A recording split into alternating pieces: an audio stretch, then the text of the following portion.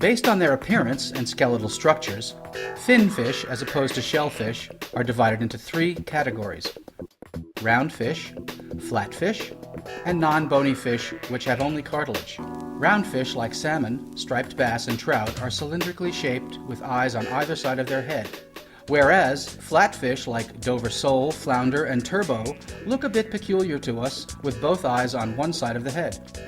Flatfish move like swimming saucers, with their dark side facing up. Non-bony fish include shark, monkfish, ray, and skate. For demonstration, we've grouped shark with roundfish and skate with flatfish. The differences in anatomy between roundfish and flatfish affect the methods of fabrication. We will demonstrate various techniques using a variety of fish. First roundfish, then flatfish. There are some common terms and forms that apply to finfish in general. A drawn fish means one that has had the entrails or guts removed. In some fish, the gills have also been removed. A dressed fish is one in which the guts, scales, and fins have been removed. With some fish, head or tail fin can be on or off. Pan-dressed refers to one fish or portion that can be placed in a cooking pan. Fillets are cuts of various sizes from which the bones have been completely removed. Depending on the type of fish, the chef may choose whether or not to remove the skin from a fillet. Steaks are created by cutting through a large fillet or the carcass of a dressed fish. Fillets can be rolled into paillettes, or cut into tranches, or even smaller finger-like goujonnettes. Fillet fish can even be ground up into a smooth textured forcemeat called mousseline.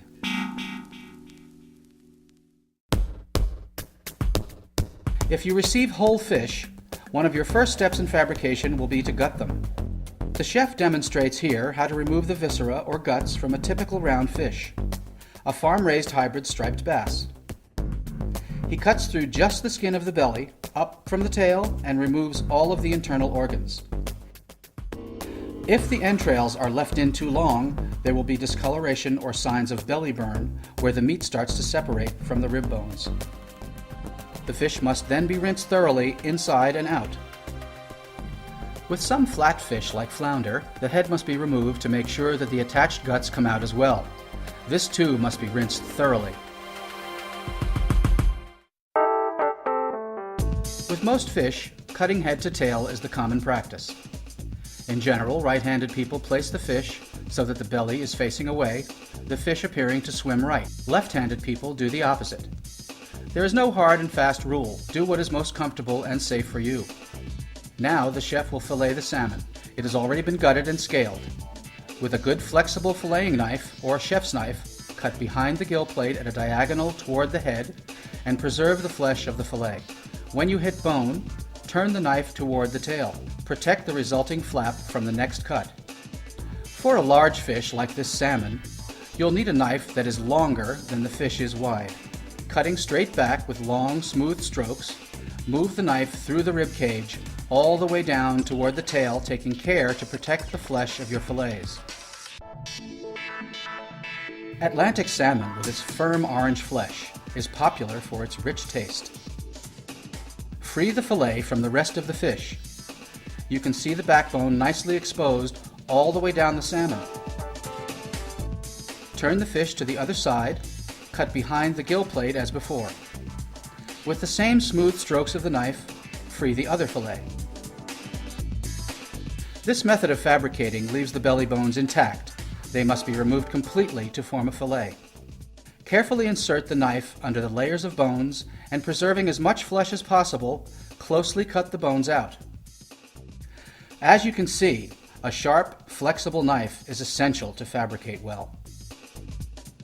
Trim off the excess bones and fins to create a nice, smooth shape. This basic filleting technique applies to most small round fish and those with soft bones like salmon. Round fish have pin bones, small intramuscular bones. They must be detected with fingers and pulled out with needle-nose pliers at an angle that doesn't damage the flesh. Be sure to remove them all. To remove the skin, carefully place the fish skin side down at the edge of the board so it doesn't get in the way of your hand. The knife is placed at an angle that will separate the flesh from the skin, but cut neither one. Always start at the tail. Create a little handle of fish skin in order to pull against the force of the cutting hand. With a smooth back and forth motion, free the flesh from the skin the entire length of the fillet. The skin can be left on or taken off depending on how the dish is to be served. This is the standard method for skinning fillets for both round and flat fish. Fillets are the starting point for smaller fabricated cuts. Here, the chef cuts the salmon fillets into slices, or tranches in French, a shape usually cut from large fillets. They are generally between 3 and 6 ounces and can be cut at a 45-degree angle for nice presentation. They can be cooked in a variety of ways. If you like, you may make tranche with the skin on, scales off, to add some crispness to the cooked dish. The Atlantic salmon also lends itself to demonstrating how to cut a steak. In French, darn. This salmon has already been scaled and gutted. As before, cut behind the gills on both sides and cut off the head. Cut the fins off with shears. Cut through the skin, flesh, and bones to create the steak, about 1 inch wide. Steaks cut near the head will contain pin bones. Bones and skin can be removed after the fish is cooked.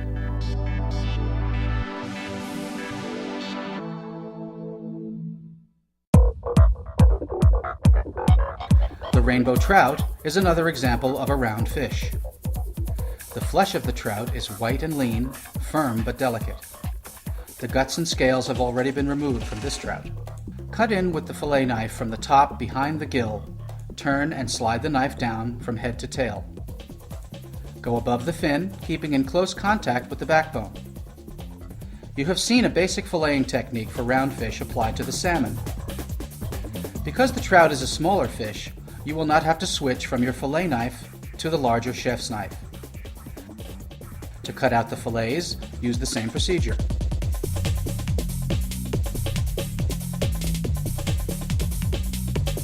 To remove the fillet from the other side of the fish, carefully remove the layer of bones in the belly and trim.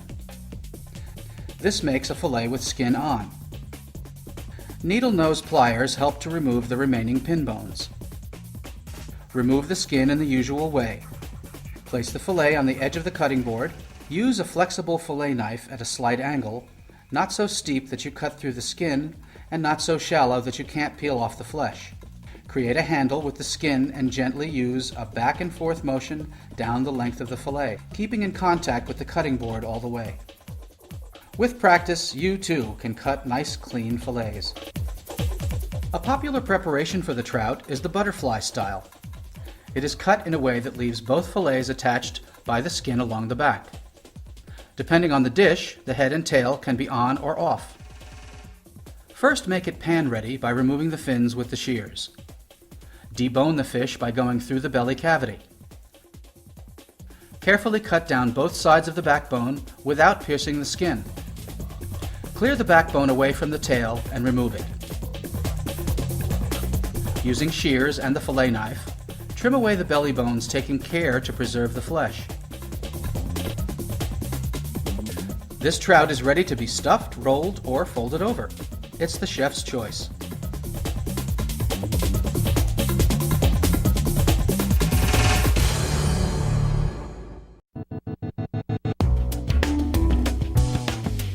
Larger round fish with firmer bones like snapper, tilapia, and cod have a structure that may call for a different filleting method in which the bones are cut around instead of through. We'll demonstrate with this red snapper, a firm but finely textured round fish. Begin as usual by using a fillet knife to cut at a diagonal behind the gill plate to the nape of the neck. Instead of cutting straight down from here towards the tail, start at the top of the fish along the back and work gradually towards the belly.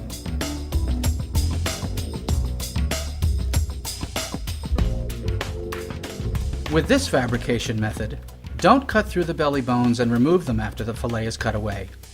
Instead, cut carefully over the backbone and belly bones and remove the whole fillet intact. When you turn the fish over to cut the second fillet, there is less fish to grip, so find a position that allows you to comfortably maneuver the knife to remove the other fillet. This top-to-bottom method of fabrication can be used with any large fish whose bones might otherwise be a struggle, like the cod or tilapia.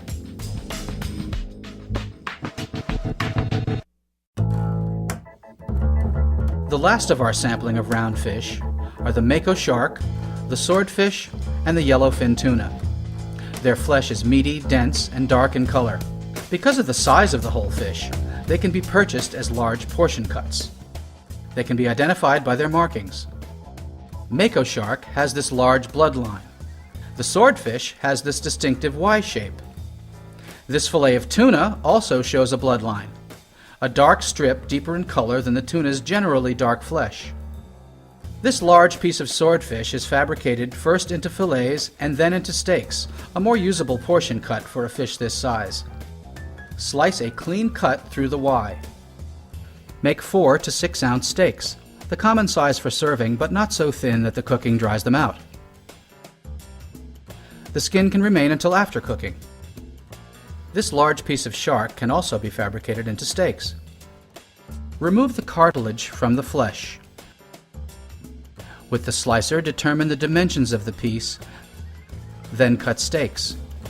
Here they are between 4 and 6 ounces. While many chefs remove the skin after cooking, it may also be taken off during fabrication. From this piece of tuna, the chef fabricates steaks. He trims off the dark flesh with the slicer, then he removes the skin before cutting the tuna into steaks. If the steaks are all the same thickness, the cooking times will be about the same, an important consideration in a busy kitchen.